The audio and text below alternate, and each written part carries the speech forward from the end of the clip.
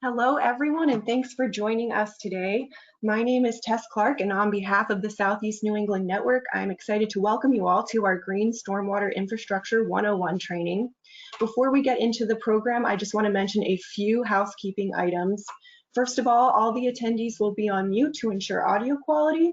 And second, we are really excited to answer your questions, so please type them in at any time in the questions dialog box.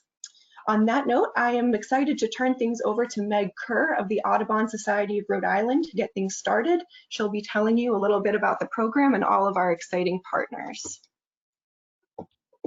Good morning. Thank you, Tess. I'm, as Tess said, Meg Kerr. I'm the Senior Director of Policy for the Audubon Society of Rhode Island. And for the past 5 years, we've been partnering with nonprofits, businesses, government here in Rhode Island to promote green stormwater infrastructure. And over the past couple of years, we've had the great pleasure of working with the City of Providence, who has made a huge investment in stormwater management and are using their investment at Roger Williams Park as an opportunity to launch a learning and training center for Rhode Island and Southeast New England. The key partners are the Nature Conservancy, Audubon, and the City of Providence, but we have a bunch of other partners as well. We're doing scientific monitoring of the performance of the over 40 stormwater structures in the park.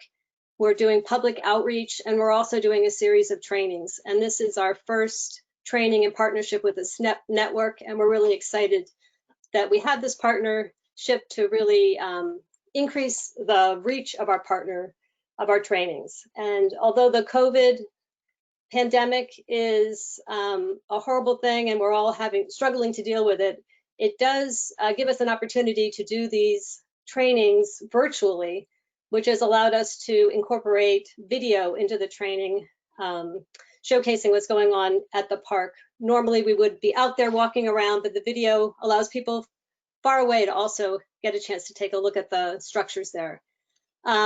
As I said, this is our initial training, and eventually we're hoping this will be a required prerequisite for other trainings at the Innovation Center. So we hope you, as you go through the training, you think about whether this is a good introduction to green stormwater and give us some comments at the end so we can make it better next time we do it. Other trainings that are under development are construction oversight, operation and management of green stormwater, and stormwater design, and there's a design workshop that will happen later this summer. We're going to start with a short introductory video talking about green stormwater, and that's next. Stormwater is a major cause of water pollution in urban areas. When rain falls on impervious surfaces such as roadways, parking lots, and rooftops, the rainwater isn't able to soak into the ground. As stormwater runoff collects and begins to flow in gutters, it picks up many pollutants such as oil, dirt, sediment, lawn fertilizers, and various chemicals from the impervious surfaces. Polluted stormwater is diverted off of roadways into green stormwater infrastructure through a variety of inlet structures. Inlet structures can become clogged with weeds, grasses, trash, and sediment, which prevent stormwater from entering the system. The slope of some inlets are designed to take in all the water off the street, while others are designed to allow a portion of the water to bypass the inlet. Once stormwater flows are diverted into the green infrastructure system via the inlet, it is often delivered to a sediment forebay. The sediment forebay slows down the velocity of stormwater flows and allows sediment to settle out.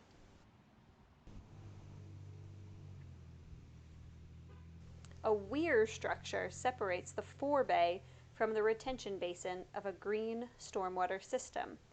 The weir structure slows down the stormwater flows and allows it to pool up behind it. Once the weir structure is overtopped, stormwater slowly flows into another large basin where stormwater is allowed to slowly soak into the soils, which will naturally remove the pollutants from the water.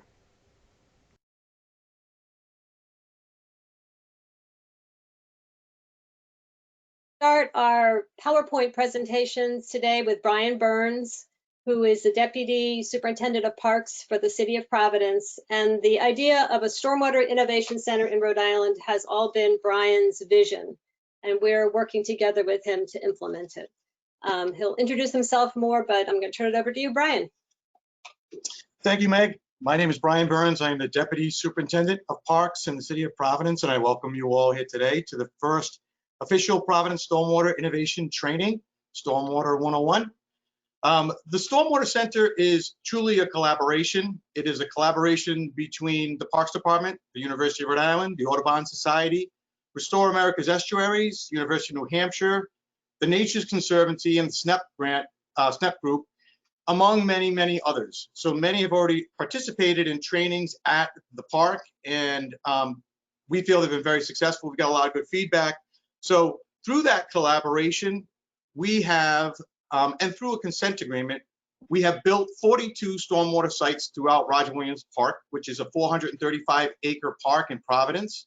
Has 100 acres of water. Those waters are impaired. They have a TMDL for phosphorus loading. So the birth of the center was based on a consent agreement that was enacted with the City of Providence and the Department of Environmental Management. Through that consent agreement, the city committed $1.5 million to build these structures, to increase our street sweeping, to increase our catch basin cleaning, and do many other non-structural stormwater elements.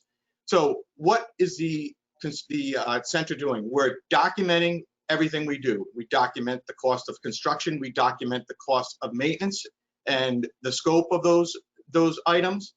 And then we're trying to pass on those lessons to other landowners, facility managers that may in the future get a consent agreement of their own if they're lucky enough. And then hopefully what we did wrong in the beginning, you won't have to. So we invite you to be part of the center. We encourage you to bring us your problems, your concerns, and maybe we can help, and certainly we can learn from what you have gone through. So the way this was possible is prior to my tenure at the Parks Department, I've been here 5 years, I was a contractor, and building one of the stormwater sites in the park, I had some concerns about some of the design elements, and I engaged with the consultant. The consultant was happy to talk about some of the issues that I found. He talked about some of the issues he was having with me, and from that engagement, the Stormwater Center was born. So that's what we want to do. There was a water quality plan that was developed back in 2014 for the park, and 42 sites were selected, and there was conceptual designs. And then we enlisted another engineer, and we moved forward with the actual designs of every particular site. The waters in the park are fed by 3 other impaired waterways. It's Tongue Pond, Spectacle Pond, and Mashapog Pond. Now, 2 of those ponds aren't in the City of Providence. So like you, we are all interconnected. Rhode Island is a small state. So stormwater is part of something we all have to be involved in. And a lot of times we interconnect in many different ways. So part of the element of the water coming in from Mashpog is a wear box. So we are looking to reduce the amount of impaired waters coming into our park by renovations to that wear box. So the work here in Roger Williams Park extends beyond the park walls into many other locations. We built these 42 sites in just over 2 years because our funding deadline had a 2-year window, but we had 5 years to do it. So we really finished the project about 3 years ahead of schedule. And at the time, there was many other projects going on in the park. So it was difficult. And that's part of one of the lessons we learned in construction. Existing conditions and other construction activities in the area affect how your construction project will move forward. So we continue our work in Roger Williams Park. And a big part of the Stormwater Center is sharing our experiences on what we've done. So while this is the first official training for the center, we have done other trainings. And those trainings here in Roger Williams Park, we have buildings that we can do classroom training. So that's what we have done. That's been how we've run our trainings before. We'll do about a half-day training in the classroom, and then we'll go out and actually do hands-on maintenance of the 42 sites throughout the park. And I feel that's the best scenario for training. When you have people that need to maintain these things and they're looking at a PowerPoint or looking in a classroom, they don't really get the depth of what is involved. So getting them out with the professionals that know the most about these things is very valuable. And we were lucky to have a lot of consultants that came out and worked as instructors from around the state and around the region. So that was a great training. And we knew we had to do the training because we knew once we built these 42 sites that we'd have to maintain them. And when I look at stormwater and how we move forward and what you all may be facing if you're embarking on a plan like this is when you boil it down to its basic concepts, stormwater, BMPs, remove sediment that's laden in water that flows from a street or whatever, some other element, and there's contaminants in it. So you have to get the sediment out and you have to get the contaminants out. So we have learned that removing the sediment as quickly as possible or as close to the source is a valuable thing. And there's different ways we can do that, and Jamie will touch on some of that. The other thing we found is there's a lot of conversation and discussion about removing contaminants, whether sand filters are removed enough or whether plant material needs to be incorporated into designs. Plant material is generally more difficult to maintain because you're removing invasives and a lot of things like that, but does have advantages. So I'm interested to hear what Jamie has to say on some of that. But I think as you move forward in your own projects, you need to know what you're dealing with or what your problem is. So for us, it was phosphorus loading. So we knew we had to get the phosphorus out. Sediment's always a part of that. When you move forward in your design, I would suggest that you always have maintenance in mind. Maintenance is a big part of what we struggle with. And as we moved forward through the project, these projects were based on the EPA modeling that told us that if we build this, we'll reduce our phosphorus loading by X amount, depending on the size and the shape and the makeup of the structure itself. But we don't actually know in real world if that's working. So we were interested in using data from the UNH and URI and seeing if the data holds true in real world situations. So that's what we've embarked on with Brian and Will Help out in the park. They're testing the water. They're testing to see how well these stormwater elements perform. And it's been a big part of the center, and it'll continue to add to Jamie and Art Gould's research and verify what they've been talking about and what they're promoting. So that's a big part of the center as well. And I think what you get when you bring different stakeholders together, facility managers, contractors, material suppliers, researchers, consultants, you get a wide variety of opinion. And I think the strongest part of the center is bringing all those opinions together, having those different groups of people talk to each other about how each of their work affects what the other person's work is. So, and ultimately, we want to make sure that the water quality is better and shine a light on stormwater management throughout the state and region. So that hopefully is what we can get out of the Stormwater Center. So innovation. With innovation becomes hopefully cost savings, more productive elements, better performance. And Rhode Island DEM has been very gracious in allowing us to move forward with this center and talk about some of the practices that we're not using right now that we really should be using. So we've gone a long way with that. And a lot of times as a municipality or a government agency, the funds are just not there. And stormwater is oftentimes put on the back burner. So it's difficult to get funding. It's even more difficult to expand budgets to take on the additional maintenance. So that's a concern of ours as well. And it's something we struggle with every day.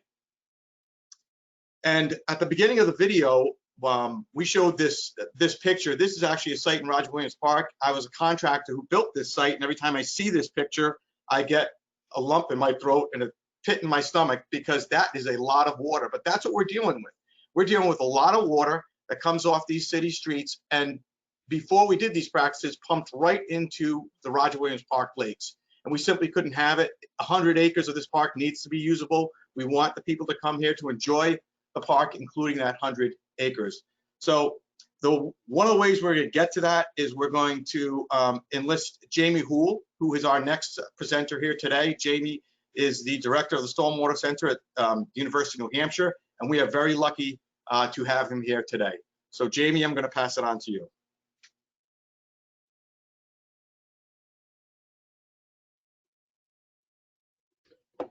Great. Thank you very much, Brian.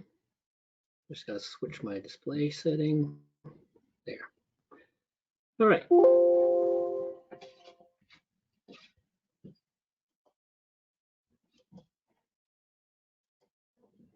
All right. Excellent. Thank you very much. It's yeah, great to be here. I was kind of joking with Brian and Meg prior to this that you know, for the last 16 years, I've owned and operated one of the largest, or the largest, place-based research facility in New England. We've tested over 42 BMPs, but have about 12 in the ground right now.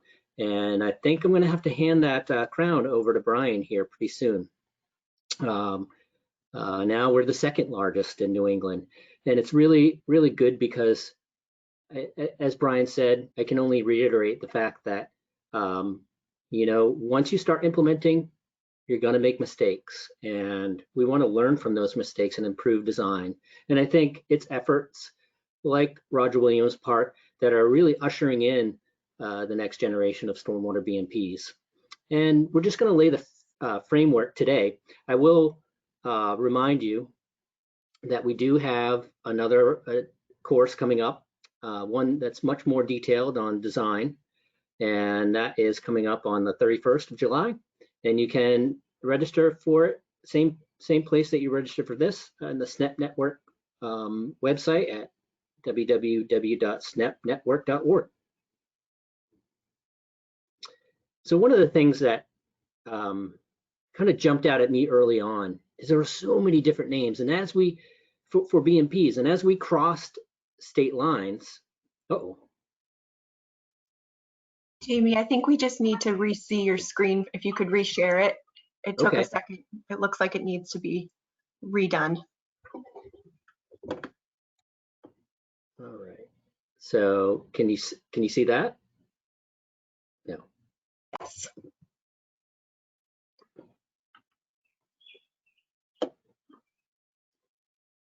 Whoa.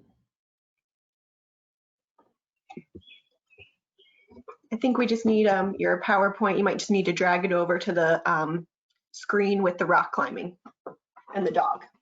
Oh, you've seen the rock climbing and the dog again.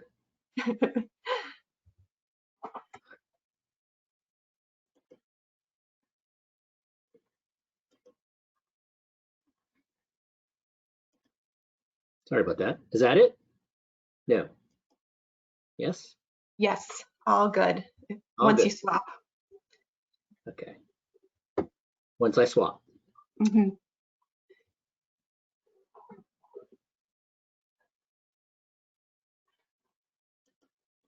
All right.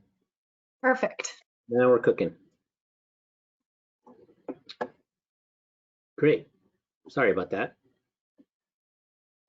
So one of the things that really jumped out at me early on, especially as you begin to cross state lines, is there's so we call them best management practices, but there's so many names for them. You know, conventional names to some of the new names that are coming out: bioretention, gravel wetland, subsurface gravel wetland, bioswale. We have naturalized systems coming in as well. And then if you add the manufactured treatment devices that are on there that are coming up with really creative names, it can get a little overwhelming. And the names don't always accurately portray the system function. So obviously we want a system, right? We always wanted a system that does everything and washes the dishes. And if we can sell it for under $10,000, that would be great.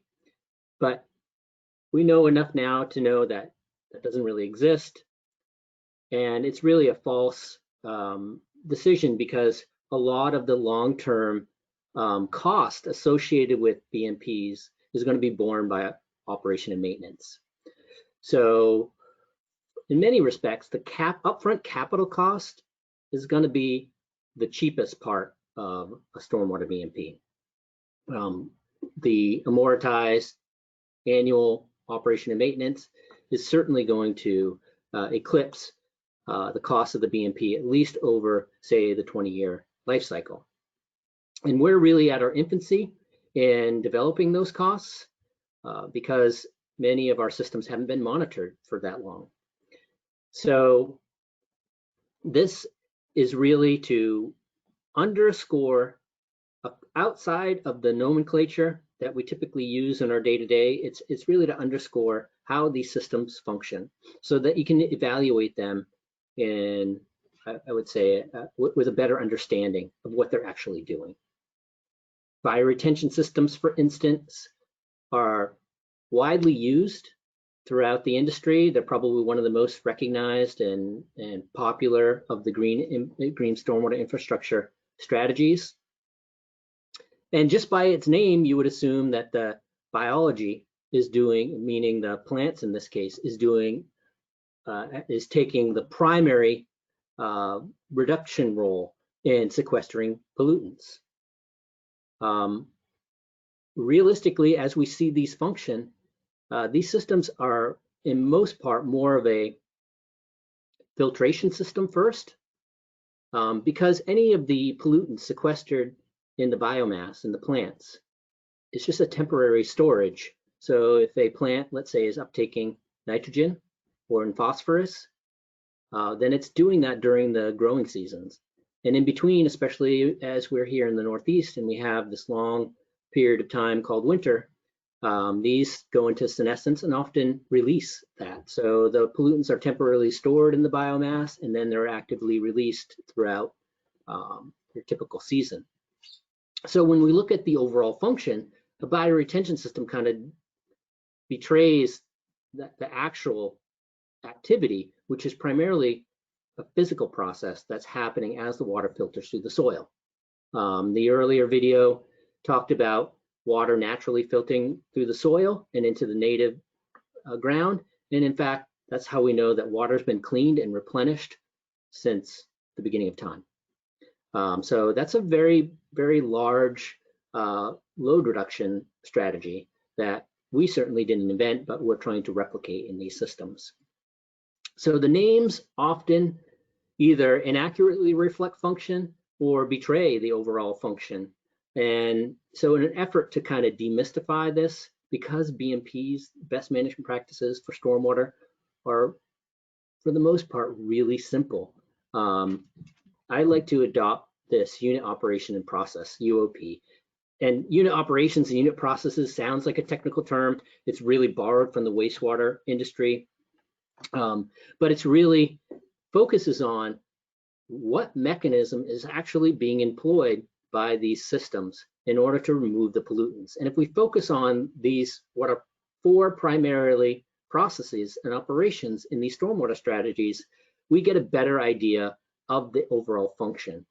And whether we're talking about a bioretention, a bioswale, a rain garden, a detention basin, a retention pond, and on, it really, in the end, hopefully at the end of this, you'll recognize it doesn't really matter as much as what the primary mechanisms that are being employed are. So I'm going to go into these in a very general detail. Processes are usually something that's mediated by either like a biological or chemical activity. Operations are more physical. So the physical operations that most stormwater strategies employ are these 4 here. We have sedimentation.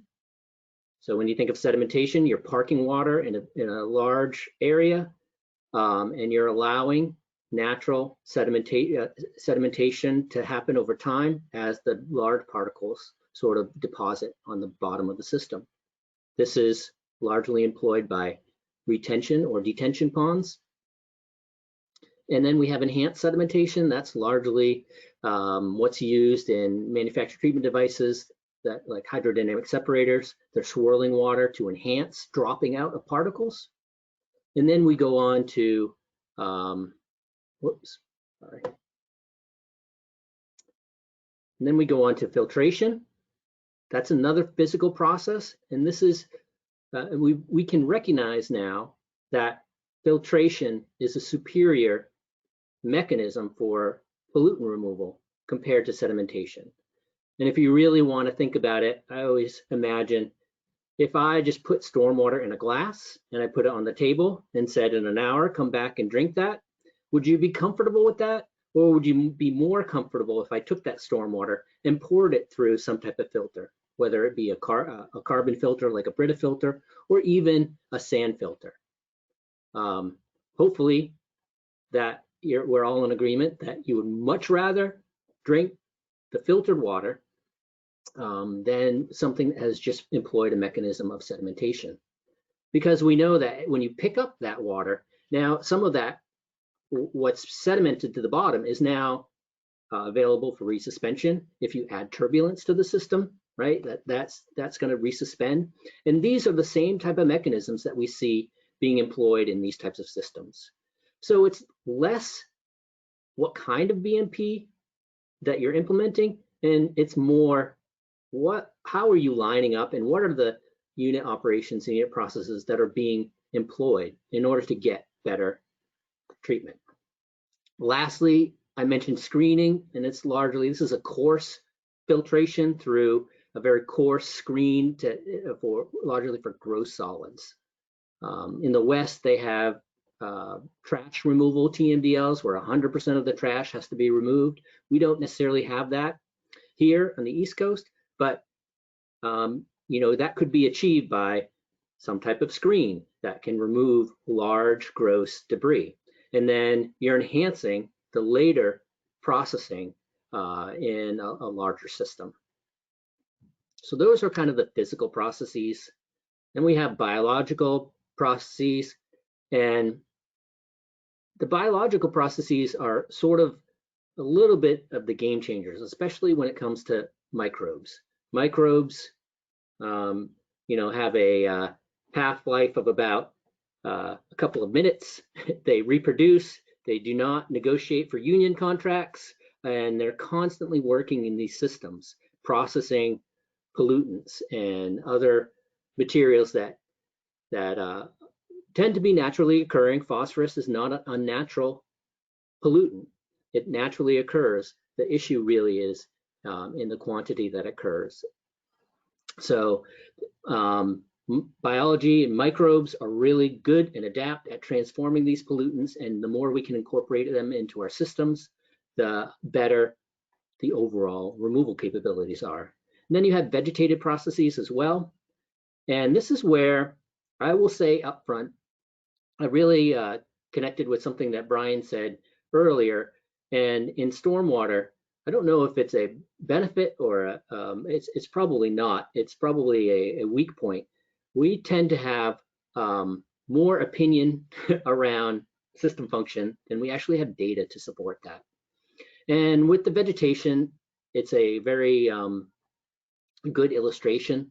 We do not have a lot of data that looks at hyperaccumulation of pollutants in plants, where it occurs, what the fate of those pollutants are, whether it's a temporary sink or whether it's returned back into the environment. We don't have a lot of information on this. So it's a big area of future research.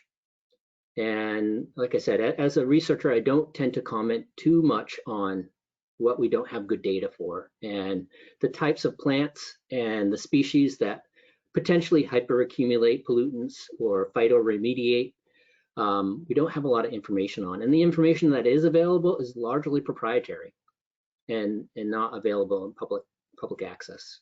So microbes, we have a wealth of information. Microbial processes are huge in tertiary treatment of wastewater. And so we have a lot of information on how this functions. And how do we incorporate that into our systems? Well, largely we take whatever design and then we carve out a spot for microbes to live and persist.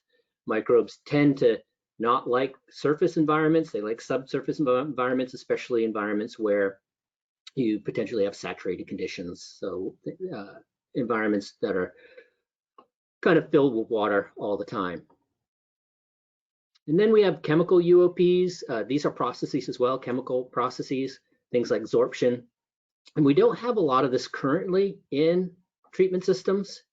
Sorption we see naturally in systems due to the organic material that makes up the soil. Organic material tends to have binding sites for some of the ionic forms of phosphorus that are bioavailable and pollute our waterways. And so if you have a lot of organic material, you can bind up phosphorus really quickly. That is not an inexhaustive process. Once those binding sites are fully employed, you no longer have sorptive capacity in your filter, and you have to regenerate that. We know this happens, and we know this gets done because we do it in the wastewater treatment sector. We regenerate our sorptive capacity through different processes. And we don't really have a sophisticated way to do that in stormwater systems. We've seen that largely within a year or two, a lot of the sorptive capacity of even a high organic style filter will be inundated, and we'll have to regenerate that somehow. So we're working now with different media amendments in order to build that capacity. These are things like covalent iron or iron filings that we're sprinkling in, sort of pixie dust, if you will, that we're adding to the media in order to enhance the competitive absorption of materials that we don't want loose in the environment. Another one too that's been really used widely is water treatment residuals. So from the drinking water, alum that's used to flocculate sediments that has a high ionic metal content, and that tends to pull out phosphorus really quickly. Antibacterials are other things that I've heard experimented with, but we just don't see a lot. Bacteria TMDLs are really difficult to adhere to, but I don't know of many antibacterial systems that have been tested that work for stormwater. Flocculation is another one, and coagulation. Those things, again, aren't really used in stormwater, but they potentially could be in the future. We've looked at, flocculation has been looked at in for erosion and sediment control in environments where you have sensitive water bodies and lots of construction material activity going on. Flocculants are being used to kind of clarify the water so that you're discharging something that's not just laden with those pollutants. And then hydrologic EOPs is flow alteration and volume reduction. Flow alteration, almost every single stormwater practice uses. And you see that when we are taking it off the roadway and we're redirecting it, and that's flow alteration. Flow alteration also occurs when we dig a big hole and block the outlet or ratchet the outlet down so that the inlet is faster than the outlet. We're slowing the water down. We're enhancing some of the other processes that are being implemented. So these tend to sort of work and interlink together and facilitate one another. Volume reduction. So this would be primarily the only volume reduction that we're seeing in stormwater BMPs is through infiltration. There's some debate as to how much evapotranspiration plays a role in reducing volumes for stormwater BMPs. I'll just say, maybe betray where I stand on that debate. For the most part, we're sizing these systems to detain and hold water for 24, probably maximum 48 hours. And that's during a rain event. So during a rain event, ET isn't really, going gangbusters. And it's at a constant rate. Even in the day following, you potentially can have some losses due to evaporation. But it's going to be at a constant rate. And we haven't found a way necessarily to drive that up. So from my perspective, in my opinion, most of the volume reduction is mediated by infiltration into native soils. And as we move on, not in this course, but as we move on into some of the more complicated scenarios of modeling these systems and predicting pollutant reductions. Volume reduction, or the system hydrology, I would say dominates treatment performance. So the more water you get into the ground, the more pollutants you invariably remove, and the higher removal efficiencies you'd have. There are some limitations to that, and I'll mention them here just in passing. This works for most pollutants. For the highly conservative pollutants, the dissolved pollutants like nitrate or chloride, this is not going to work. And when I say conservative pollutants, chlorides, once dissolved, don't, like nitrate, don't undissolve readily. So they are conservative, they stay in the water stream, and even when being filtered through native soils, they aren't readily removed unless acted on by some other process, like microbial mediation, or like how do you get chloride out? Reverse osmosis, right? Something highly sophisticated that we don't really have many tools to deal with, at least from a stormwater perspective. Another thing that has been pushed lately, especially on the Cape, is permeable reactive barriers.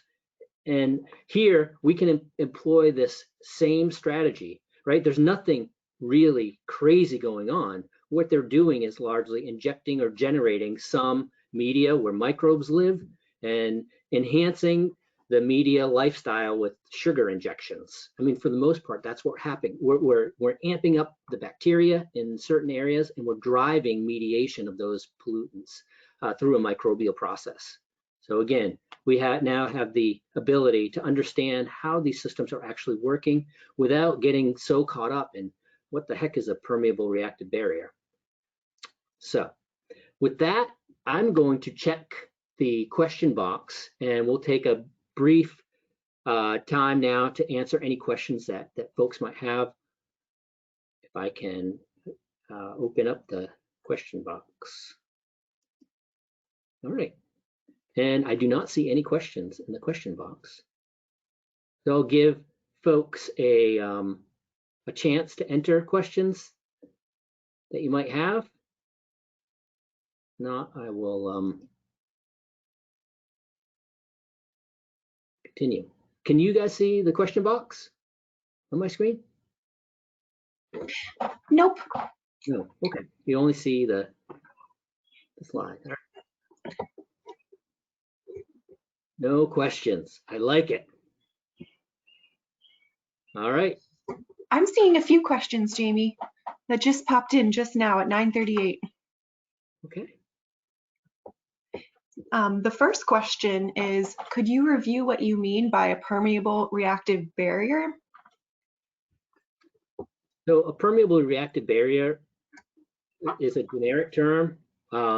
It largely speaks to something that's intercepting or built perpendicularly to intercept groundwater. So lots of times these are dug in the ground. Historically, they were made of wood chips and other permeable materials, thus the permeable. Reactive because they're made to harbor microbes in the subsurface that like to eat pollutants. So in this case, these are largely nitrobacter, or something that transforms nitrogen. And then the barrier is really, you're just basically putting it in the groundwater pathway so that the groundwater can't move around, or it has to move through it. That's largely what it is, and it's just a bioreactive filter. And these are traditionally used to address nitrogen that's largely introduced to the groundwater through point of view septic systems. Awesome. We did just get another question or two, if there's still time. Are there actually any examples of a system that removes conservative pollutants using reverse osmosis? I do not know of anything. So Chloride is one of the things that continues to mystify us. If chloride is your pollutant of concern, we focus primarily on source control. There has been some rumors that somebody is working on a filter to remove chloride. I'll believe it when I see it. And again, it's not an easy process. Reverse osmosis would be something that would be really difficult to build into a simple passive system like a stormwater control. So again, that's another thing, that if you're reviewing plans or if you're reviewing claims and someone makes a claim like they can remove nitrogen in a hydrodynamic separator, it just doesn't add up. You don't, at least with the current technology that we have, there's just no way to do it. Long answer to a short question, no. And one last question. Can you remind us of your list of stormwater BMPs and maybe return to that discussion or slide? Yep. So the basic stormwater controls that we talk about and we largely cover, and I should say are largely covered by the range of systems that have been modeled, at least by EPA Region 1, are retention ponds. And retention or detention ponds are virtually similar. These are systems that basically give water a place to go, hold water back. They're largely for peak flow control, which prior to water quality treatment was the primary function of a stormwater control, was to match the pre and post development peak flow rates. And so essentially you put water in a big hole, you build a small outlet control, so water goes in, it hangs out, and it bleeds out slowly over time. Retention ponds tend to be wet, they retain a level of water, and detention ponds tend to be dry. So other terms for retention ponds are wet ponds. Other terms for detention ponds are dry ponds. But these can also incorporate things like an infiltration basin. So an infiltration basin is going to be different than a pond because the primary mechanism is infiltration back into the ground. So again, it has less to do with the actual name and the details of how the system actually functions. And so, people use these, and engineers will use these terms either really well and really efficiently in a planning board setting or a conservation commission setting, or they will use them very inefficiently. Like if I had a dry pond that actually infiltrated the majority of the water that went into it, and I just called it a detention pond, I would really be betraying the overall functionality and the prospective pollutant reduction. Swales are another generic class. And again, these can take many forms. And we see swales innovating and branching off into bioswales. And what would that mean? Well, a swale itself is just a conveyance structure. You might use a swale to lower the peak flow, but you need some type of modification, whether it's a berm or some other structure that moderates or mediates the release of water from the swale. And then we can enhance swales with filter berms or bioretention media, and then we call that a bioswale. But all we're really doing is we're stacking these unit processes or unit operations on top of basically what is still a trapezoidal channel in the ground that follows a gradient. Porous pavements, there's a lot of variety of opinion on porous pavements. It largely boils down to, do you have the materials to maintain them? For the most part, the answer to that is invariably no. These require high efficiency vacuum sweepers that do exist, and they're really exciting. So we've come a long way from, say, your mechanical broom sweeper. That if you've ever been behind a mechanical broom sweeper, what can I say? They kind of redistribute the sediment more than they pick it up, right? You'll see a big cloud of smoke. Now they have true vacuum sweepers and high efficiency vacuum sweepers that employ high pressure water to really clean pavements. Like we're talking, you can eat on them clean. So that's, those are innovating as well. Just the maintenance strategies. But porous pavements in the end, it's just an inlet to a system. The stone that underlays the porous pavement retains the water. And then if you're using a filtration course or a sand, a bank run gravel or sand in your system, that's further filtering. If you're putting it back into the ground, that's modifying, that's using volume reduction to control pollutants. So when I look at porous pavements, if you really don't want to maintain it, we can still do a very similar system, and then we just change how water gets in. Instead of going through the pavement, it goes through another inlet. And again, so now we're thinking things less as standalone systems and more as kind of like Legos, little interchangeable parts that we can piece together and we can build on top of one another and include subsurface manufactured systems. Oftentimes, Brian's lucky, he's in a park, there's plenty of green space. In many of our urban centers, there's simply not space. And so there's manufactured systems that implement higher efficiency pollutant removal through filtration in the subsurface, and they're designed to go underground. Those, in turn, the devil is in the maintenance. They're often confined space, and you have to really evaluate them in terms of how is it, do you have the equipment to maintain them, and do you have the ability? Bioretention systems we largely talked about, and then I add in wetland style systems or subsurface wetland systems. Oftentimes, if we're building wetland systems, that surface water expression could have an impact. Maybe you're in an area that is prone to mosquito-borne illnesses or other vectors that you want to control, or just straight up drowning hazards. If we bring that water subsurface, we eliminate a lot of those issues. So these are primarily the range of BMPs that we're going to be discussing. And then I was just going to go through what they look like. And I'm going to show you some data, some empirical data that we've collected that you can use to evaluate their function. And I will say before I get into the data, all of this data largely was collected on our field facility, which all these systems, in order to test them, were lined. Because if you're infiltrating 100% of your water, then you really don't have a way to test what the system's actually doing.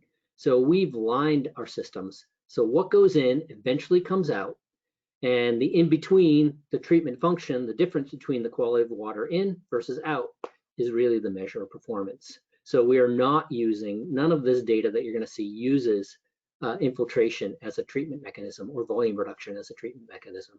So that would only enhance the performance further.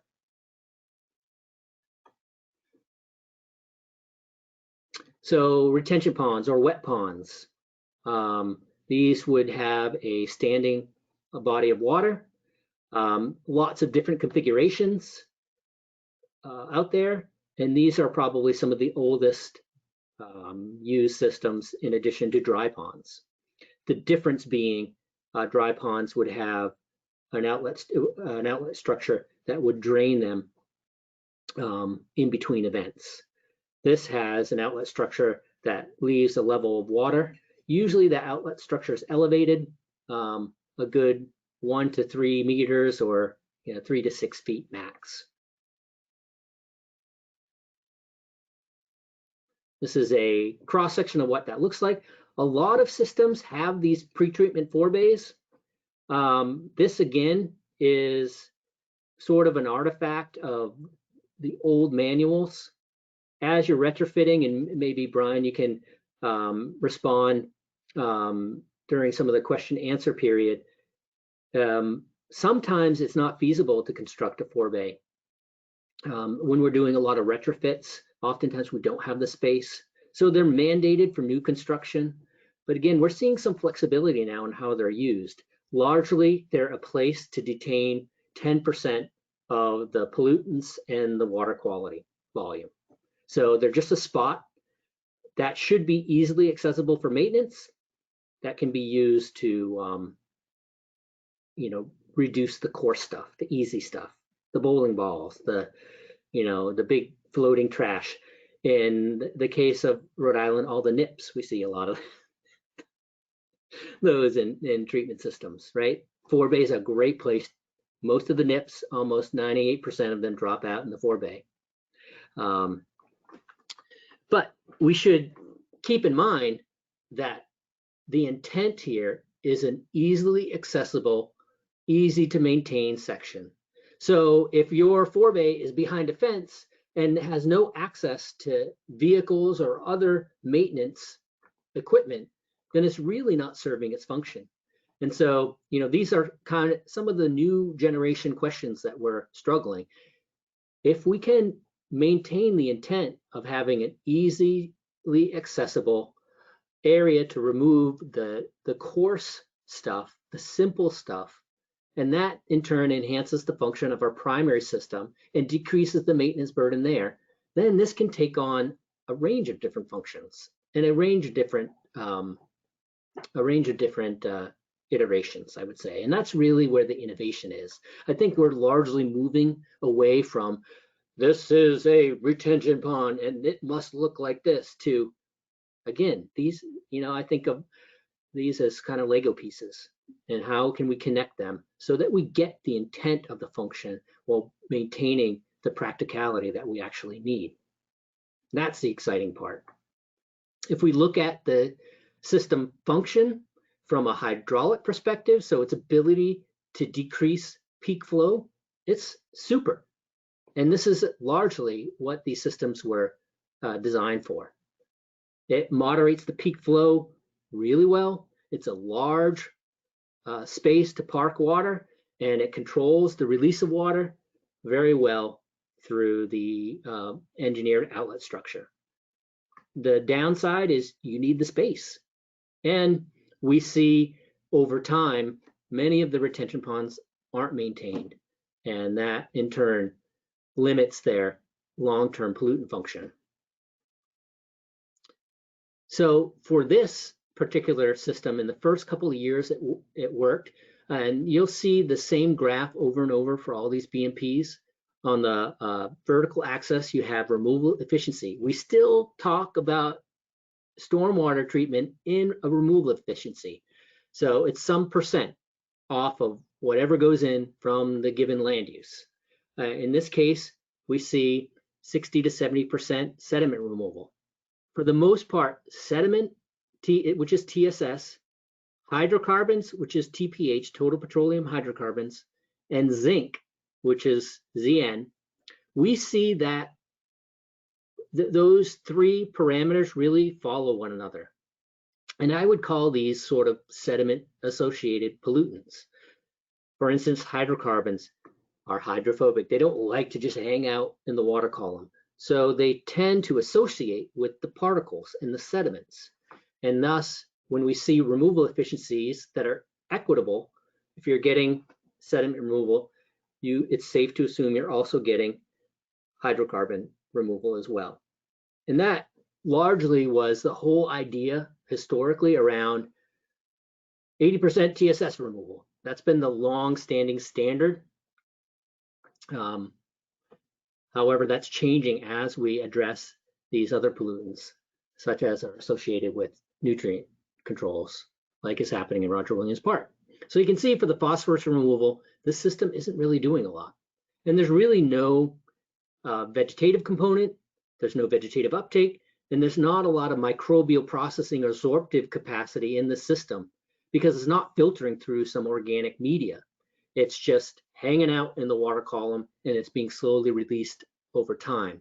So the only removal mechanism here is just sedimentation, maybe some biological if you have things growing, Oftentimes over time, these become a area where we get growth, but it's the wrong type of growth. It's like the filamentous green algae.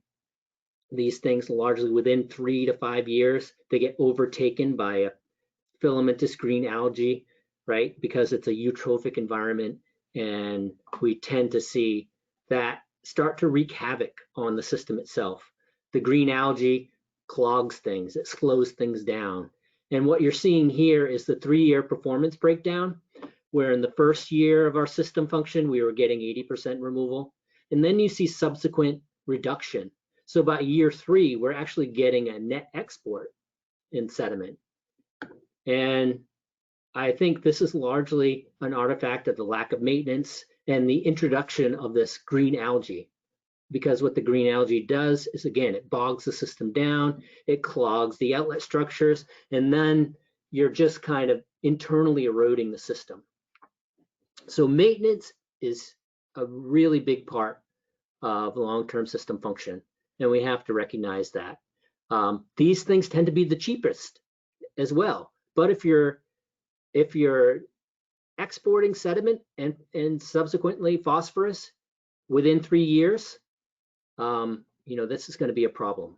And if you're going to maintain it at an 80% removal, we found that within about 5 to 6 years, your operation and maintenance budget basically eclipses the capital cost of your system, like a detention pond. So something else to consider, where is that breaking point? So I would say this is a maintenance weighted design. Like I said, 5 to 6 years, we'd intend these systems to operate for 20 to 30 years. And within 5 to 6 years of operation, if you're maintaining it, your annual maintenance costs, amortized annual maintenance costs, are going to eclipse the capital costs of the system. Same basic trend. I'm not going to show you detention ponds, but it's virtually the same. And in fact, the wet ponds have been shown to be more efficient at sediment removal than the dry ponds. And that's largely because the dry ponds have an area, you can resuspend those sediments as new water flushes through the system. And in fact, in the 1980s, the National Urban Runoff Program determined just that. The last time we actually saw heavy investment in water quality assessment of these BMPs was the National Urban Runoff Program. Swales, again, this is a trapezoidal channel. Sometimes they're stone lined. I know when we go to Connecticut, they call their swales, I'd call them more bioswales. They have some filter media associated with them. I've seen them, the dirty ditch, which is just a trapezoidal stone line channel. It can be vegetated, or it can also be enhanced with a berm. In the end, the way they function is just a linear conveyance. And so it slows the water down over time, or connects one area to another system. And it's not high in treatment efficiencies. Very cheap, but not high on the pollutant removal. So when we look at the hydraulic performance, again, the ability to really reduce peak flows is limited. You see a dampening of the peak flow. So here we're going from an influent, sorry, I didn't explain this particular chart. This is showing flow on the vertical axis in gallons per minute. And then this is just over a storm. So this is a 600-minute storm. You see influent in the orange, and then effluent in the brown. And you can see a slight dampening. We go from 55 gallons per minute down to maybe 40. But you don't see a large reduction. The flow still follows through, even though it's slightly delayed and slightly dampened.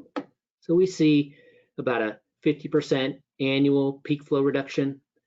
And then we see some effects between winter and summer. We actually see these systems perform less effectively in the winter, largely because they've turned into kind of a luge, right? So as you take out a lot of the roughness and the plants and the stuff that slows the water down, and you smooth that out with ice and snow, the efficiency of the system reduces.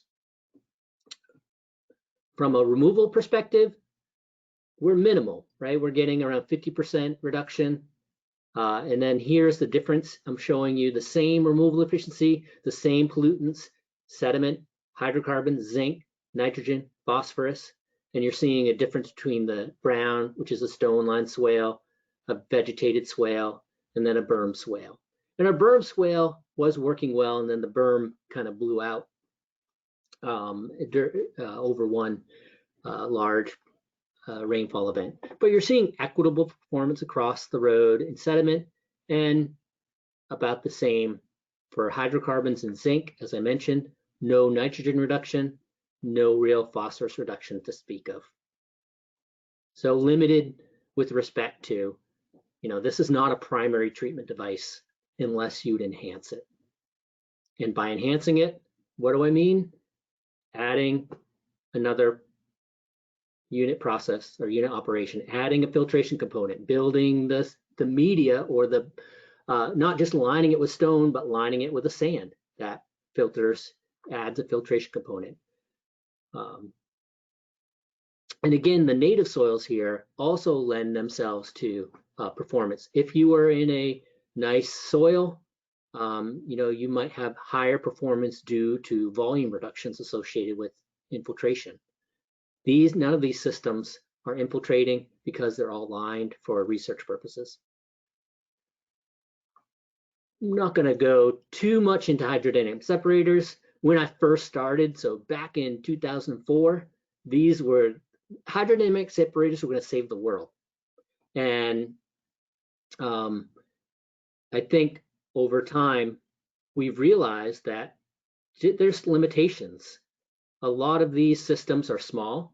They're designed, again, to enhance sedimentation through some type of swirling or redirection of water. You can see here, this is a typical type of design. And again, there's no end to the proprietary manufacturer approaches, but they all kind of center around swirling water to enhance a dropout of coarse materials. The residence time, however, in these systems is small. And when I say residence time, it's on the factor of seconds as opposed to hours. And if you think about that from a impact, if you have a couple of seconds, now let's take the proverbial glass of water, right? And I poured stormwater and I sat it there and I say, you can drink this in 2.4 seconds, or you can drink this in an hour. I mean, what would you rather have? There's a limit just on the physical ability for those pollutants to drop out in the small amount of time that they're in, whether they're enhanced by swirling water or not. So again, if we take that glass of water and I gave it to you and I said you can swirl it 2 times, I mean, what are you going to drop out? You're going to drop out very coarse materials. And in fact, we see a limit around the 100 micron particle. So 100 micron particle is very fine sand. So that's about as much as you can expect to remove from these types of systems. It sounds a lot like a pretreatment system. And in fact, in many states, they've relegated the use of hydrodynamic separators to pretreatment. And they've said, I don't care what you say or how fast you talk, we're giving you 50% sediment reduction, and that's it. For the most part, that's what Washington State has taken. And a lot of folks are following the Washington State process for verifying manufactured treatment BMPs. So the same graph here on performance, and you can see this is limited. Limited by way of phosphorus, nitrogen, and zinc removal, phosphorus, hydrocarbon, and zinc removal. And again, these are all within the relatively the same ballpark as far as removal, and nothing with respect to nitrogen and phosphorus. And again, as of now, hopefully I'm starting to sound a little bit like a broken record, but if you were on a planning board and someone was trying to tell you that this is going to remove 62% of phosphorus, then in your mind, you're like, okay, what is it? What does it look like? Oh, it looks like a concrete structure that swirls water for 2.5 seconds. And you can say to yourself, all right, what is the actual potential of removal in the system? What are the mechanisms? And you can go through all the mechanisms that we talked about. And I do have BMP report cards for all of these that basically go through the range of unit operations and processes that we talked about, and gives you a check minus, or a check plus based on how the system functions. This system, we're down to enhanced sedimentation, which is a physical and maybe flow alteration. Flow alteration and enhanced sedimentation. That's the only thing that this is employing. And thus, the subsequent performance is going to reflect the relative lack of unit operations and unit processes, that mechanisms for pollutant reduction. Porous pavements. So again, there's a range of different types. There's asphalt, there's concrete, there's poured in place concrete, like you see here on the right. There's now permeable precast concrete pavers. There's also impermeable concrete pavers that leave void space in between the pavers themselves. So there's little nubs on the pavers that create void space that's backfilled with a chip stone or a joint stone that still allows for 13 to 20% porosity across the pavement. Oh, what else is there? There's manufactured treatment devices that they're like gravel pave or grass pave. There's really no end of surface features that have been developed now to be permeable. There's polymer pavers as well. FlexiPave is one of them. Again, these are things like that are used in playgrounds. In the end, the surface provides two functions here for our stormwater system. It's a hydraulic inlet, it's an inlet to our system, and it's a parking surface. And if you look at the range of different treatment practices, they all have a variety of strength. So concrete itself is very strong. You don't need a deep subbase for a concrete, but it's very susceptible in northern climates to attack by chlorides. So if you're putting salt on this, it's going to really interrupt the alkali silica reaction that hardens the concrete over time, cures the concrete over time. So we basically put a moratorium, I guess, on poured in place pervious concrete, because the industry says if you're going to use it in the Northeast, you need a year of curing prior to application of salt. And in the Northeast, that just isn't possible, unless it's like a walkway or a temporary parking area, let's say, that's not used, the overflow parking area. So there's a range of different types. Lots of them have a similar design in the subsurface. You have a filtration component employed by some graded media filter. Here we have a stone choker course, which is an interlocking stone. It's like a 50-50 mix of 3/8 inch stone, 3/4 inch stone that allows the paver to actually get drive on the surface and apply the materials. And then some underlying gravel filter or sand filter, and then a reservoir, someplace for the water to go and infiltrate back into the ground. So again, whether the porous pavement is your hydraulic inlet or whether you have something else as your hydraulic inlet, like a perforated pipe, the system essentially has the same function, because here the primary removal mechanisms are going to be filtration through the sand and infiltration through the native soils.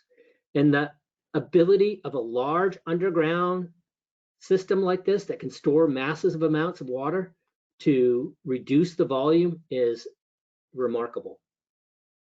And that really dominates the treatment performance.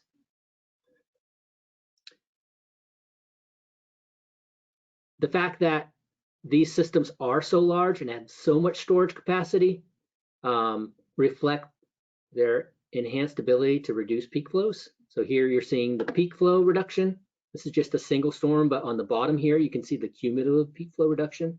And we don't see that much difference between winter and summer, like we did in some of the other systems. We have a huge potential lag time here. So the lag time really relates to what the centroid of influent volume is versus the centroid of the effluent volume. So the centroid is just the center of volume of the influent and the center of volume of the effluent. So we have a massive lag time, 800 to 1,000 minutes. So that, again, is giving a lot of time for that water to infiltrate back into the ground or to be acted upon by other microorganisms or other things acting in the subsurface. And then removal efficiencies, naturally, they're high. I should say this is a porous asphalt, is the blue. This is a tested pervious concrete in the 2 years that it was operational prior to completely spalling and failing due to chloride application. That's the green. And the orange is the permeable interlocking concrete pavers. The one caveat here is this infiltrated 99.98% of the volume. So you have to take these removal efficiencies with a grain of salt because we couldn't measure them. We could measure the water going in and nothing came out. So this is just based on that 99.98% volume reduction. That's what you're seeing. We couldn't actually empirically measure it. So you can see here, the range of removal efficiencies are really high. You get really high sediment, phosphorus, and nitrogen reduction. Again, the porous asphalt and the pervious concrete were largely lined. So this is the system. This was an unlined system, the PICP. So here we're looking at the impacts of infiltration. So across the sediment and sediment-associated pollutants, hydrocarbons, and zinc, you get good removal. We see a range of functionality in the nitrogen and the phosphorus. So the nitrogen, the only reason why there's a bar here is because we couldn't measure it. So this is an assumed removal. And for the other systems, there was no empirically measured removal. And again, you can start to think, what removes nitrogen? Well, it's a largely either a vegetative mediated process or a microbial mediated process, none of which these systems really have. So subsequently, you don't really have nitrogen reduction.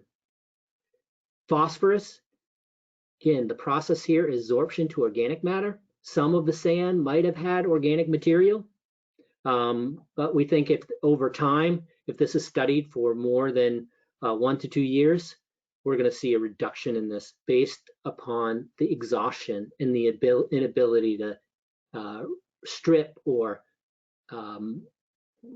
revitalize absorption capacity in the system.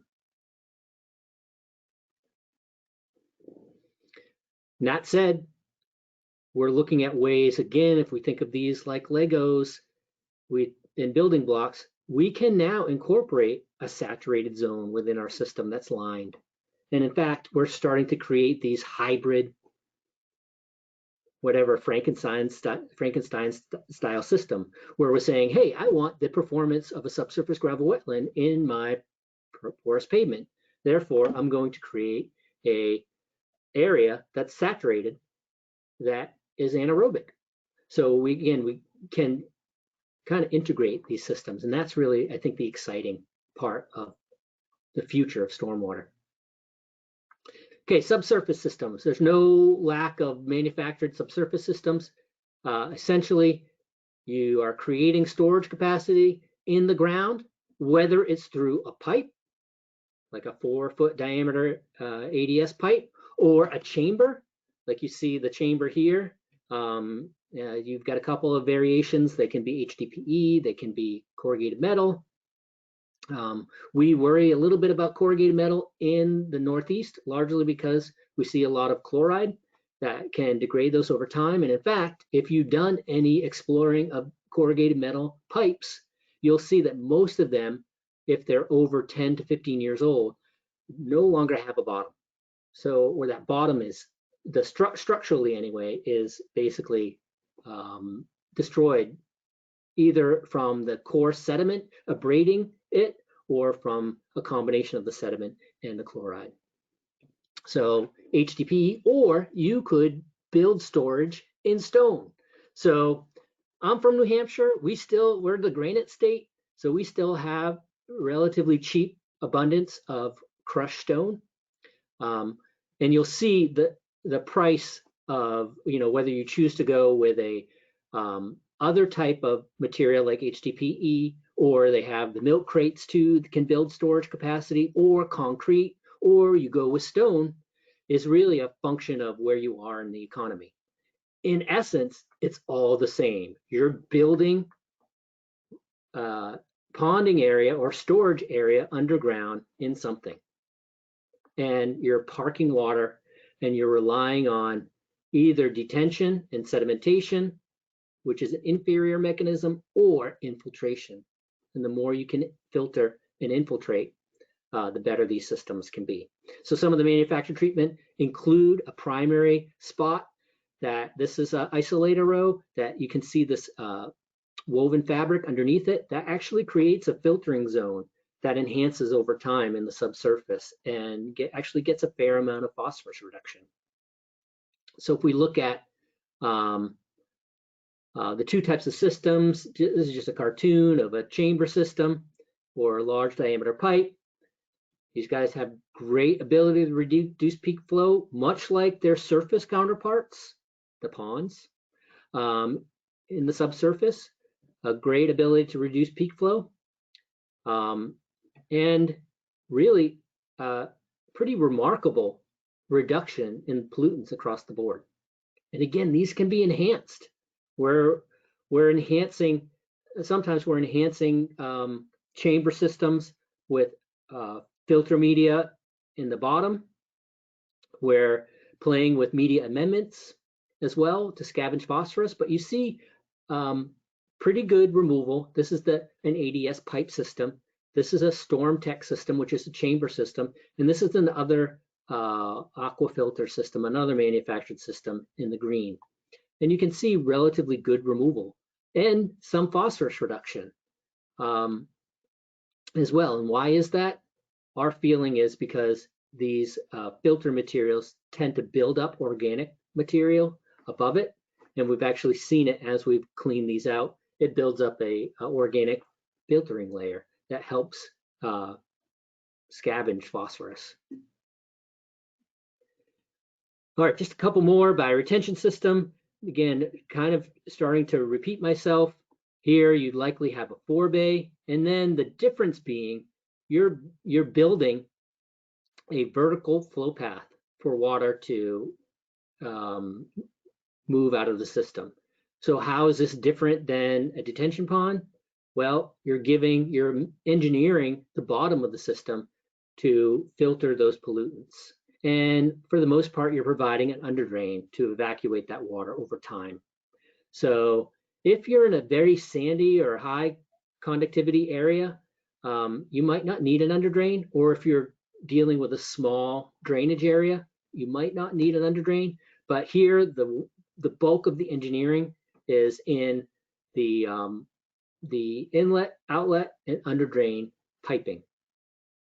We tend to differentiate rain garden and bioretention based on the presence or absence of this engineering. So a rain garden might be a household thing where you could dig a hole, and you just have to pay less attention to the soil criteria. You likely don't have an underdrain. Water's going in. It's a small drainage area from a rooftop or a residential yard, and there's really not a lot of risk. Bioretention systems tend to be engineered and are in areas where you might have some risk, where you're managing larger acres of impervious cover, massive flows, and you need contingencies for high volume flows, such that you're not flooding adjacent infrastructure. That's largely the differentiation that I've used. So here, great attention is paid to how we design the media and the size and how we enhance infiltration if possible. So where it's not possible, we have minimum filter sizes, and I'll point out here that we use an intermediate level. We have a sandy bioretention mix, and we have a pea gravel, like a layer of 3/8 stone, and we create really a setting bed because we have fine materials overlaying coarse materials. Historically, if you look at some of the early designs, they have a geotextile here. We've found, our experience has been, geotextiles will clog. They will be the smallest aperture, the smallest opening in the whole entire cross section, and that's where clogging will happen. If you do install a geotextile, it should be accessible to maintenance. Here, if we're putting a geotextile on the subsurface, we have to dig the system up in order to maintain it. And we learned the hard way. So like Brian said, we want to build on the failures of the past. I personally love it when we fail because that's the only way we really learn. But we want to incorporate those failings into superior design and future design. So we don't use geotextiles unless they're accessible. So if you remember the chamber, those geotextiles were accessible from the surface because we had this whole chamber where we can implement maintenance activities on top of. Here it's not, so we wouldn't use it. So we'd either go with a straight pea gravel as the reservoir, or we create this graded filter, pea gravel on top of coarse crushed stone. And then we have tree filters. Tree filters, again, I'm not going to get into the proprietary nature of them. For the most part, they are some container that has a growing medium, and it's planted. It's planted with a tree, it's planted with other vegetation, or we've actually experimented with just maintaining these as soil filters. We do not have data on what the tree does as far as pollutant load reduction, but we assume that it doesn't hurt. We assume that it enhances, but we just don't have that data. And so, that's where, as Brian says, when we get to, in the old school designs, there was a lot of opinion on what should be planted. And actually, I can pick on New Hampshire. And if you go to our design manual that DES runs, they actually say if you're going to design a bioretention system, you need to use a facultative wetland plant. And they give a list of a 1983 list of facultative wetland plants in order to populate the system. We know a lot now. We know that facultative wetland plants are not going to survive in bioretention systems that are largely sandy, high flow rate media filters that dry out within 24 hours after they receive rain. Just no place for facultative wetland plants. Doesn't mean you can't design it like that, but in its present context, it's not going to work. And we haven't had a lot of success in identifying the plants that do and don't work. And that's an area for future research. So again, I'm not going to sit here and say the trees don't have a function. We just don't have a lot of that information. Naturally, it goes without saying that there's ancillary functions for trees, right? I cannot engineer anything as sophisticated and as comprehensive as a tree, where you can single-handedly, within a few years, sequester carbon, make food from the sun, provide habitat for hundreds and thousands of other species, produce oxygen, clean up CO2. I mean, it's just an engineering amazing thing. I just don't have the data to differentiate what it does from a pollutant reduction in a high flow rate stormwater system. We've had some success with ash trees. We've had, people don't like that because the emerald ash borer. We've had some success with red maple, and that's primarily what I specify in a tree filter. I'm not going to say that's the end all be all. We do have a document on our website that looks at where we partnered with an urban forester to look at other tree species. I'm sure they can offer more insight. To me, we're just designing an experiment right now where we're going to see if we can quantify at least some of the benefits of the trees. And again, these media and these systems weren't always designed for the tree in mind. Oftentimes the tree can get root bound. Some of the manufactured treatment devices are providing space for those roots to expand and so that these trees can get mature. But in an urban environment, there's potentially just a limit to how long this tree can last. You've seen New England is decorated with really mature neighborhoods with mature trees that provide a lot of benefits, but one of the things they do is they often buckle the adjacent infrastructure. You'll see curbs popped, you'll see wavy adjacent pavements, and it's just because those roots are starving for air and other resources. So bioretention systems and even tree filters can reduce peak flows, and they can reduce, they have one of our star performers as far as water quality. So this is 4 different bioretention systems that we've studied. And again, they range in performance. Most of it comes down to modifying the media to better remove phosphorus and nitrogen.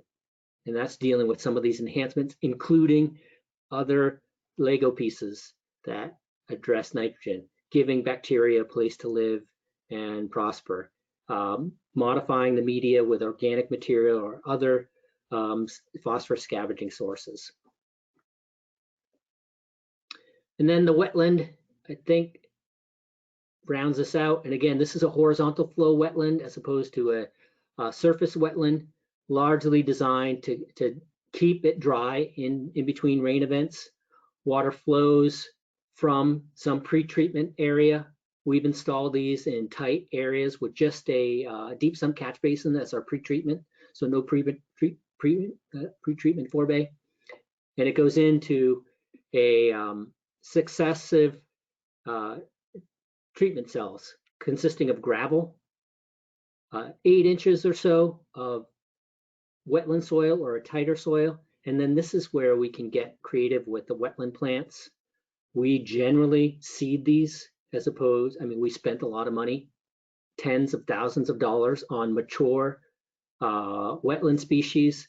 And for the most part, these species tend to select themselves over time. So we've kind of reverted back to just buying a wetland seed mix, broadcasting that, and letting the wetland plants kind of self-select. The other really interesting thing I've heard of is just collecting seeds from adjacent wetlands and volunteering those. I'm thinking the conditions are such that volunteer plants will come over time, but the more robust and dense you can plant it, the more you're going to outcompete invasives. Again, I think across the board, this is our star performer. If we're not including infiltration as a treatment mechanism, this by far has the most unit operations and processes. If you look at, again, that checklist, what is this system employing? It's basically got it all. So if we go back, we have sedimentation in the ponded area above the gravel. We have filtration through the gravel filter. We have long residence time and bacteria that are promoting microbial mediation. We have plants that are promoting vegetative uptake. And what didn't I hit? We have lots of flow alteration here. So it's got just about everything that we could throw at stormwater, and it gets the best performance. So across the board, the removal efficiencies are high. We have high nitrogen. Why? Because they have zones that are saturated underneath that act just like our denitrifying anaerobic digesters in the wastewater treatment plant. Why phosphorus? I'm not exactly sure. We didn't put a lot of organic material in there. You could mix the stone with wood chips and provide absorptive capacity. But this is where we think possibly the roots and the vegetative mass in the subsurface are creating enough absorptive capacity and regenerating that over time. So that's the long run. How do they all compare? This is everything in a nutshell. This is sediment, TSS, the easiest to remove pollutant and these are the range of systems. What I've done is separate it into what we call conventional systems in the brown, what we call manufactured treatment systems in the blue, and the green are green stormwater infrastructure. And again, these are not including infiltration as a treatment mechanism. So a mixed bag, right, for the conventional style systems, we don't necessarily get our 80% benchmark.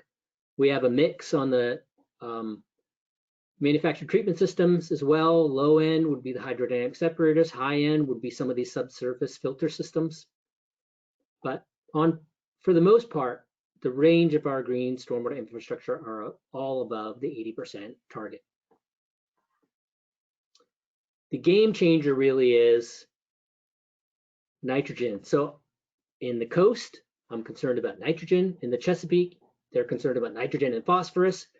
In Roger Williams Park, you're concerned about phosphorus. But the nitrogen really is this is a Houston, we have a problem that we need some innovations to better address nitrogen removals. For the most part, 40% reduction would be a high bar. We tend to require, where we're asking for 50% reduction in New Hampshire, and you can see the vast majority of systems aren't getting that. The gravel wetland is the lone exception. So what have we been doing? We've been trying to take components of the gravel wetland that we know function with high efficiency for nitrogen and start to Lego them in or Frankenstein them into other treatment systems so that we're stacking these unit operations and processes to get maximum treatment. And again, this is tailored and this is site specific depending on what your pollutants of concern are. If they're phosphorus, we're going to steal from the phosphorus bag of tricks, which is largely how do we increase the cation exchange capacity? How do we increase the ability to pull out ionically charged pollutants like phosphorus? And we're doing that with a number of things, metal ions like iron and aluminum, water treatment residuals, and there's also proprietary stuff. I've heard of P-Zorb, and there's other proprietary media that scavenge phosphorus. What they are is proprietary, but I know that there's some kind of coated particle with an aluminum or metal oxide.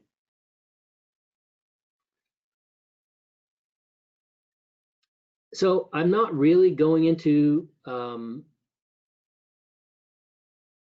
some of the other treatment efficiencies. Sorry, there, I guess I didn't have phosphorus up. There's phosphorus. Typically, we're looking for a 60 or 62% phosphorus reduction. And for the most part, we're only getting it with the wetland style systems. Or systems, in this case, we have a system, again, developing and regenerating a subsurface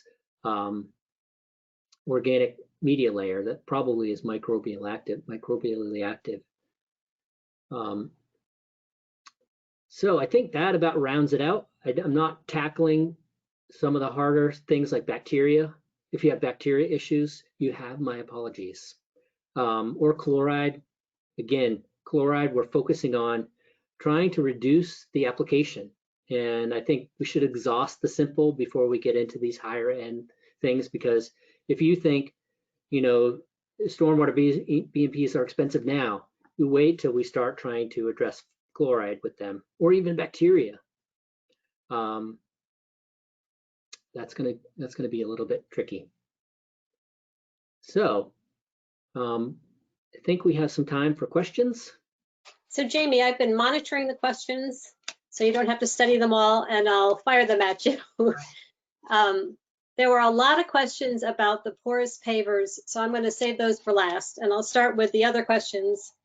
Starting up, do you have specifications for bioretention soil mix that a municipality can have access to?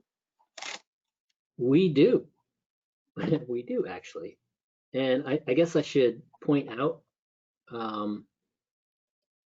incidentally, we do have a website. it is, let's see if I can display it here. Can you see that? Yep. And if you're looking for specifications, we have this button here, publications, specifications, and information.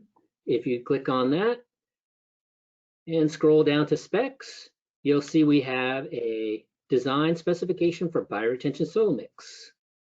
I would pay attention to the revision date. I am the webmaster. It was not my background. I put things on here, occasionally dead links. I don't remove them all, but I think go with the most up-to-date spec, which is, I think, 2017. So, because periodically we find issues or we update them with information, and always go with the, the most up-to-date. Great. Good. So another question is, how do you manage for mosquitoes in retention ponds? Brian, feel free to jump in. I don't build retention ponds generally, so that way I can avoid it. I like to keep the water in the subsurface because that rids myself of vector control issues, and it also rids any negligence around drowning hazards. So that's just my approach. I wouldn't know how to go about controlling mosquitoes. I mean, what they do is they spray pyrethrin or other things, and that to me has other environmentally deleterious effects that I don't want to experiment with personally. And from our point at Project Williams Park, we don't have any retention basins. One factor is because of the mosquito problem, but certainly I would suggest what Jamie did, that you would treat it like we treat our pond waters. Great. There you go. Thank you. We don't build them. Another question is, can small wildlife get trapped in the inlets, or have some design modifications been added to avoid that? Ooh, that's a new one for me. That is absolutely new question. I don't have anything. We Okay. we haven't looked at that for now. I know we have a lot of pipes at my facility, and we're actively trying to coax a gopher out of our system because they're rerouting all our engineered hydraulics in our system, and not a good thing. So my, I guess I've tried to, but living in harmony with burrowing animals and stormwater treatment systems definitely has a downside to it. I think she was specifically asking about frogs and salamanders, but I guess wildlife in general. Yeah. Another question, I think the last one that isn't about the porous pavers is from somebody who said that they sometimes have clients who don't like to deal with products made with plastic. And I think that was with I'm not sure which of the infrastructure that you were discussing. Do you have any comments on that? My comments are, if you don't want plastic, there's a universe of other materials that you can use. Again, the important part is creating the void space that's structurally sound to support whatever's above it. And you can do that with concrete, which is more locally, more energy efficient material. You can do that with straight up stone. You can do that with, a range of different materials. So there are options for you. Meg, if I could, we have mainly been using the pavers, and a couple reasons. It's relatively simple to maintain. You don't need to get a vacuum truck into an area that may not be readily adjacent or accessible. The other thing is, if you were to get in a situation where you don't feel that the gravel underneath is working any longer, you can remove those pavers, take out that gravel, and then put those pavers back down again. So you haven't lost the cost of those materials on the surface. Okay, thank you. So then all the rest of these questions have to do with the pavers. And I think one of the questions was, are you looking at geoblocks as part of sort of the universe of porous paving? And I think you did mention that that is considered a porous paving Yep. practice. Yes, but we haven't looked at them. So we've looked at permeable interlocking concrete pavers. That's what Brian discussed. We've researched those. We've researched poured in place pervious concrete, which I don't recommend for the Northeast, and we've looked at porous asphalt. However, for the most part, if we're considering another type, I'd just be considering that and evaluating it on its ability to be a hydraulic inlet into a system. So I've seen the geogrids or the grass pave. Sometimes they have a geotextile that underlays them, and that's my one concern. Right? As a hydraulic inlet, if that geotextile is clogging, then that becomes my maintenance point. And if it's inaccessible and unreplaceable, then it's a big concern of mine. And Meg, I think for one point on the so I think you also need to consider how much sediment is going to infiltrate in the area that you're looking at. So parking lots, obviously salt, sand are problems, but a asphalt porous walkway through a park is not necessarily going to receive a lot of that stuff if you're not treating it. So sometimes the frequency of these vacuuming that makes people avoid those products, you got to consider where it's going and how much sediment's going to be embedded into it. We've done porous asphalt walks 5-6 years ago, never vacuumed them. In a heavy rainstorm, they still take the water like they did the first day they were installed. So another question was, are there studies about addressing maintenance of these different pavement options and that we could refer people to? Are there permeable paving options that have less maintenance? There will be. Yeah. Yeah. That's one of the things we're doing in the Stormwater Center, tracking a couple different manufacturers, a couple different types. As Jamie had mentioned, there's the permeable pavers that are permeable themselves, and then the ones that create a void in between the pavers. So that's some of the things we're going to be researching. Good. One of the comments was that they often hear from their clients or from developers that they don't want porous pavers because the soils don't lend themselves to the porous pavers. But wouldn't that really apply to almost all the stormwater practices that we're talking about? Yeah, I mean, again, we have to differentiate opinion from fact. And I hear that a lot as well. And I don't know, I mean, in some respects, I think some people are using it as a convenient excuse. We know that even hydric soils that likely you shouldn't be developing on anyway, right? Even hydric soils have infiltration capacities, albeit diminished. So in some respects, if you were developing on a poor soil, porous pavement is probably one of the more responsible things to do to mimic the pre-development hydrology.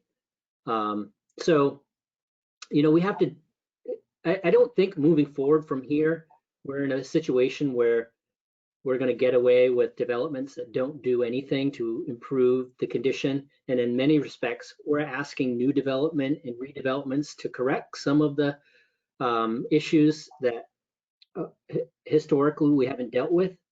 And I look at it as a tool in the toolbox. So if you're going to be developing in poor soils, you have to find approaches that can manage the runoff as well. So some of these questions are over my head. So is the ADS system a chamber? And if so, why does it perform better than StormTech? The ADS system is a pipe. It's a perforated pipe. And why did it perform better? We had overlaid it on a bed of sand. We bedded it on sand as opposed to stone. So, my guess is you're getting filtration and enhanced filtration through the organic material that's collecting in the pipe from the leaves and other debris that it's trapping. And then you're getting filtration through the sand below it. Whereas the chamber, the filtering layer was a woven geotextile. And that's sort of, I think, the same answer. One of the questions was, does porous pavement perform better if sand is the bottom layer? Yes. Yeah, provided you create the subbase so it's structurally supportive. I would say it's very consistent kind of with the methodology we've laid out. It would be an enhanced filtering component that you just added to your system. And then I think this might be the last question. Is there a universal graph showing O&M costs for all BMPs? Again, I think that's something we're going to work with at the Innovation Center, but throwing it out there. Yeah, I think the best, there's not a lot, there's information on BMPs. Cost information is sort of a little bit slow, but we have published, let's see if I can, think it's same website, same location. If you go to comparison of maintenance cost and labor demands, this paper right here, at least will get you started and might link you into, if you read the bibliography, it'll link you into at least the universe of information that existed when this was published in 2013. Great. Actually, there's one more question here. Are green roofs an effective option? We didn't talk about those at all. Yeah, so green roofs, I'm not going to say that they aren't. We've looked at green roofs and they have the ability to remove about 30% of the annual volume. So, you know, the issue really is that the only contributing area is direct rainfall. And for the most part, we consider direct rainfall clean. If you're in like an industrial area where there's smog and soot, you might have some additional pollutants that the green roof could treat. But for the most part, ambient rainfall that hasn't landed on impervious surface and collected the various pollutants that are associated with it is clean. And so, yeah, 30% volume reduction, which is not something to shake your head at. It's not something to trivialize for sure. It adds, but we've actually seen a net release of nutrients because you're having basically rainwater, which is soft, has nothing dissolved in it. It's hungry to dissolve stuff and it's moving through an organic media. And so it's picking up trace nutrients as it moves through. So, you know, the volume reduction, I think is significant. If I were selling green roofs, I would be selling it and buying it on the benefits from an energy conservation perspective. Mm-hmm. Great. So, and there were a couple of questions about sort of logistics. Is this being recorded? And the answer is yes. And we'll share a link to the recording with everybody who is here. And somebody asked whether we could send a link to your website, Jamie, and some of the papers that you've referenced. And certainly we can do that as well after we're done. And if I've missed somebody's question, type it again. I think I caught most of them.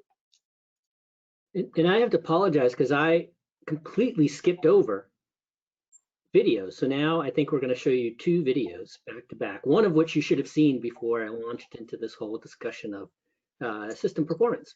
So I'm sorry.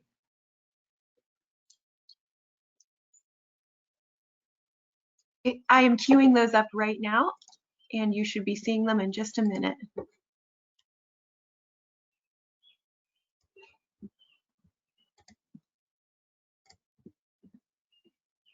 The first one is a presentation by Brian.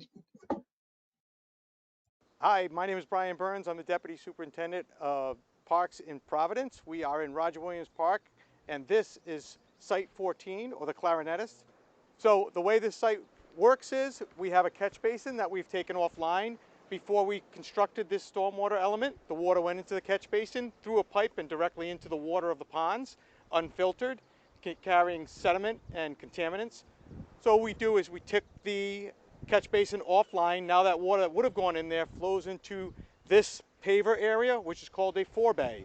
It's actually specifically called a sediment forebay. And these are permeable pavers. So when the water comes down in, the sediment stops and rests here on the paver and then the water seeps through the permeable pavers so that water doesn't stay here too long. Once it builds up, it goes through this rock wear, which is again removing sediment depending on the volume of the water, and makes its way into an infiltration basin. The floor of the infiltration basin is vegetated, so we have grass and clover growing on it, but it has sand, which allows the water to penetrate it. Eventually the water will penetrate all the way through, make its way to the groundwater, and then out to the pond filtered naturally. Once the water flows into the infiltration basin, if it's a heavy storm event, the water will build up, but there's an overflow. That water that makes its way to the overflow will be piped directly into the pond, more or less unfiltered, but most of the sediment should have been relieved from it. So that water is far less contaminated than would have come through the catch basin itself. One of the features we added to our stormwater elements here in Roger Williams Park is this monitoring well. So we can put probes or testing equipment inside this monitoring well to gauge how well the stormwater element's performing.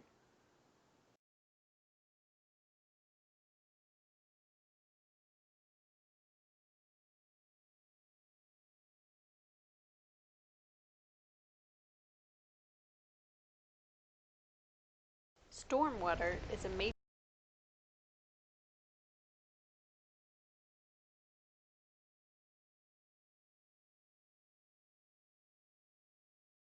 Once everything's planted, we do not mulch these systems. Mulching actually can create clogs in some of the pipes, even though they have the cage, and actually create more issues. So what we do is we actually find plants that are heavily. And the reason I go into that when I come talk about maintenance is because without mulch, you're going to get more weeds. So the first year you're going to have weeds. You might have plants that need to be watered and struggle if it's not rainy enough. Until this can really flourish, you're going to have to maintain the bed of this to keep it a softer surface that'll accept water. Once the plants take over, they should take over to the point where we won't have that issue. So basically, first year, the maintenance is a little different than all the other years. So in the first year, we're going to concentrate a lot on weeding, a lot on establishing plants, and we're also going to check these edges because things will sink. You excavated 5 feet. During big rainstorms, things can move, things can sink. So that's going to be our first year of maintenance. When it comes time to maintenance after that, it's the regular things that you'll do on the first year, but it's the normal things of making sure the splash pad's clear so the water has a clear flow. We could get a big enough storm where the water might move too quick and push all the soil to that side when the plant's unestablished, so we might have to regrade it. Again, once the plants are established, that'll kind of hold it back. Weeding anything that the stones may come in contact with or any weeds that may infiltrate, and checking for invasives. The maintenance is very minimal on a system like this when it's built with the splash pad and with the guard over the vent pipe, or the gabion rather. And so it's just basically a matter of making sure the system still functions and does not get taken over by invasive or unwanted weeds in the system.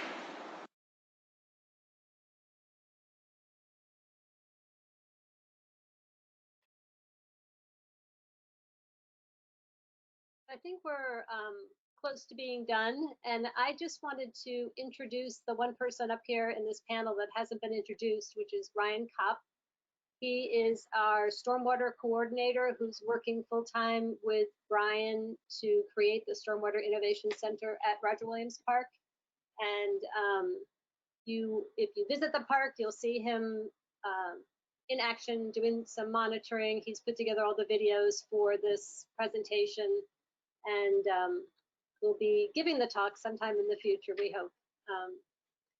But thank you very much, Jamie, for all of your expertise and for sharing with us. And maybe there's some additional SNEP network details that we need to go over, but I wanted to just remind everybody that we are trying to create a Stormwater 101 training video, and so we would love your feedback on how this content worked and what we should emphasize more or less in the future. Thank you so much, Meg. On the SNEP network side of things, we always like to remind folks to visit us at www.snepnetwork.org. We have a technical assistance portal and offer free and low-cost technical assistance. So please go ahead if you if you need assistance or would like to maybe consult or talk to somebody like Jamie or Meg, we can put you in touch with them. And on that note, any closing comments from our wonderful presenters? Jamie, Brian, Ryan, and Meg? We're here to help. We'd love to hear some of the experiences you have in your stormwater elements and hopefully collaboratively learn how to do this a little better. Great. Fantastic. Well, enjoy the rest of your morning and your weekend. Thanks so much. Thank you.